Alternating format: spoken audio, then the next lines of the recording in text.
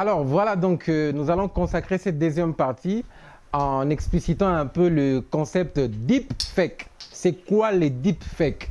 Alors, actuellement en RDC, il y a des vidéos qui circulent sur Internet, des pasteurs, des musiciens, des politiciens, je ne sais pas moi, mais on va expliquer les deepfakes, c'est quoi? Nalobi te que baza victime, il y a des deepfakes. Nalobi peut que leur vidéo, ils ont vrai ou faux. Mais on va expliquer les concepts et vous-même, vous verrez si cette vidéo-là ou ces vidéos-là sont vraies ou faux. Alors, les deepfakes, c'est quoi? Alors, c'est une notion de l'intelligence artificielle qu'on appelle en informatique un cours de la licence L1, le IA, l'intelligence artificielle. Alors, ça consiste à ce qu'on appelle à remplacer les audios et les vidéos sur la gestation ou les mouvements d'une personne. Cela veut dire, au moment où je suis en train de parler comme ça et les gestes que je suis en train de faire, un deepfaker, comme on dit, peut venir mettre une femme nue qui est en train de faire des mouvements sur ce que moi j'ai dit. Alors, en d'autres termes, les deepfakes veut dire quoi? C'est l'hyper-trucage. Donc, ils ont hyper-trucage. Ils ont trucage. Sautali la vidéo, tu te dis vraiment cette vidéo, mais oui, ça c'est tel pasteur, ça c'est tel musicien qui a fait ça. Ça s'appelle du deepfake. Alors, ici au Congo aussi, il y a un certain gouvernement qui avait beaucoup investi pour ces genres de hackers qu'on appelle les hacking, la notion du hacking. C'est ces pirates-là qui sont ici aussi au Congo, ce sont des amis, collègues qui sont aussi des pirates, on va commencer à l'appeler des deepfakes. Beaucoup de personnalités à Néné, ils subissent ça. Des vidéos qui sont tellement truquées. Il y a des vidéos, par exemple, qui fait le plein actuellement en RDC.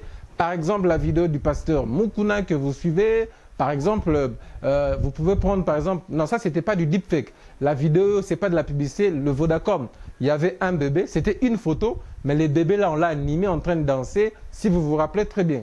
Les bébés, là, c'était juste une photo qu'on a animée. Ça s'appelle pas du deepfake. Là, c'est du After Effects qu'on a ajouté. Donc, les deepfakes, il y a des logiciels pour vraiment concrétiser cette idée-là.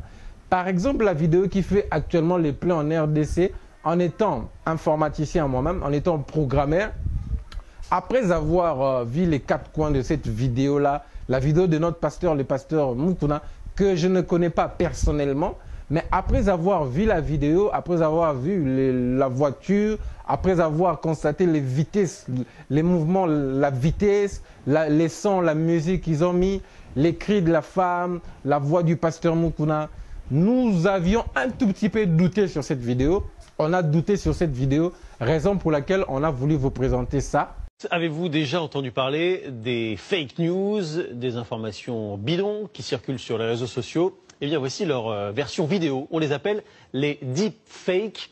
Et on s'arrête ce soir sur ce phénomène pour vous apprendre à les reconnaître et à vous en méfier. Bonsoir Yannick Hézard. Bonsoir. Alors dites-nous d'abord un peu plus en détail, c'est quoi exactement un deepfake? Eh bien, pour bien comprendre, regardez attentivement cette vidéo. Bonjour la France. J'ai choisi de m'adresser à vous aujourd'hui en français pour vous annoncer une grande nouvelle. J'ai décidé d'être candidat à l'élection présidentielle en France en 2022. Ensemble, we will make France great again. Alors attention, bien évidemment, Donald Trump n'a jamais prononcé ce discours. Au-delà de la voix, c'était la mienne, vous l'avez peut-être reconnu, c'est la vidéo qui est intéressante ici. C'est une fausse vidéo que nous avons fabriquée ici à TF1, précisément pour sensibiliser sur les risques de cette technologie. C'est cela qu'on appelle un deepfake, une vidéo très crédible, mais retouchée par de l'intelligence artificielle. Et c'est là tout le risque, justement.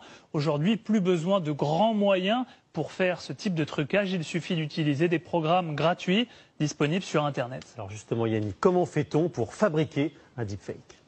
Alors concrètement, l'ordinateur va d'abord scanner mon visage qu'il va prendre comme modèle. Il va mémoriser parfaitement tous les micro-mouvements que j'effectue lorsque je parle. La deuxième étape, c'est qu'il va faire exactement la même chose avec le visage du président américain. Et ensuite, pendant des heures, il va avoir besoin de s'entraîner pour faire correspondre parfaitement tous ces micro-mouvements. Et le résultat, le voici.